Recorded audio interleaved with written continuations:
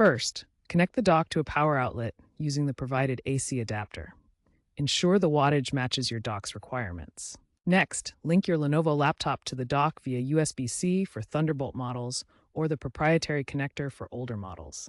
For wireless docks, establish a Bluetooth or Wi-Fi connection. Then, press the power button on the dock if there is one.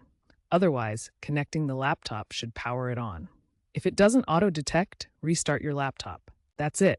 Your dock should now be active, ready for peripherals and multiple displays. Once your Lenovo docking station is powered, software initialization is key. If prompted, install Lenovo Vantage. Lenovo Vantage optimizes settings for your connected devices and display arrangements. Check the laptop's device manager to ensure all connected peripherals are recognized. Test by extending your display to external monitors or verifying charging functionality. Experiencing issues? Update drivers via Lenovo's support site or reset the dock by holding the power button for 10 seconds.